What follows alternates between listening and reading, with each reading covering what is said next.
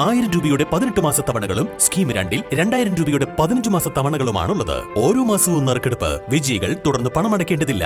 Anupama gold gallery, golden diamond, Edavanna, Thiruvali, Othayi. V S. ജോയിയെ സ്ഥാനാർത്ഥിയാക്കണമെന്ന പ്രഖ്യാപനത്തിലൂടെ കോൺഗ്രസിനെ വെട്ടിലാക്കി പി വി അൻവർ. നിലമ്പൂരിൽ ആര്യാടൻ ഷൗക്കത്തോ വി.എസ്. ജോയിയോ? യു.ഡി.എഫിലും എൽ.ഡി.എഫിലും ചർച്ച സജീവമാവുകയാണ്. നിലമ്പൂർ ഉപതെരഞ്ഞെടുപ്പിൽ വിജയസാധ്യത നിലനിൽക്കുന്ന സാഹചര്യത്തിൽ നിലമ്പൂർ സീറ്റിനായി ഇരുവരും ശ്രമിക്കുമെന്ന കാര്യത്തിൽ സംശയമില്ല.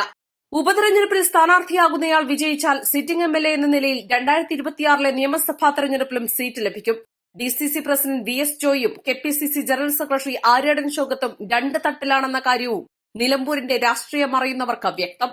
രണ്ടുപേരും നിലമ്പൂർ മണ്ഡലത്തിലെ വോട്ടർമാരുമാണ്. യു.ഡി.എഫിന് നിലമ്പൂരിൽ നിരൂപാധിക പിന്തുണ നൽകുമെന്ന് പി വി അൻവർ നടത്തിയ പ്രഖ്യാപനത്തിലാണ് വി.എസ്. ജോയ് സ്ഥാനാർത്ഥിയായാൽ വൻ ഭൂരിപക്ഷത്തിൽ ജയിക്കുമെന്നും ആര്യാടൻ ഷൗക്കത്ത് നിന്നാൽ വിജയിക്കുമെന്ന് ഉറപ്പു പറയാനാകില്ലെന്നും പറഞ്ഞത്.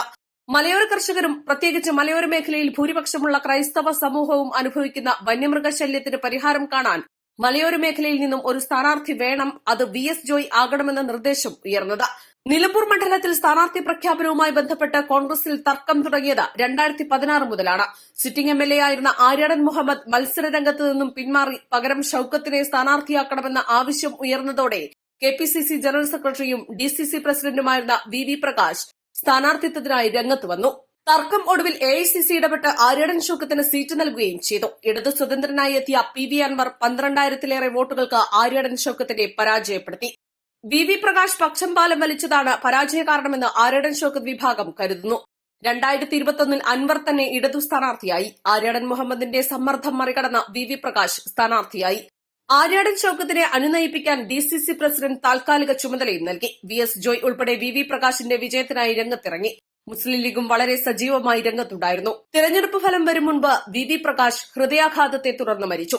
ഫലം യു.ഡി.എഫിന് തുടർച്ചയായ രണ്ടാം പരാജയം സമ്മാനിച്ചു. ആര്യാടൻ ഷൗക്കത്ത് പക്ഷം 2016 കണക്ക് വീട്ടിയതായി വി പ്രകാശ് പക്ഷം ഇപ്പോഴും കരുതുന്നു. ഈ സാഹചര്യത്തിൽ വി.എസ്. ജോയിയുടെയും ആര്യാടൻ ഷൗക്കത്തിന്റെയും പേരുകൾ സ്ഥാനാർത്ഥിത്വത്തിലേക്ക് ഉയരുമ്പോൾ കോൺഗ്രസിന് സ്ഥാനാർത്ഥി നിർണയം ഏറെ തലവേദനയാകും.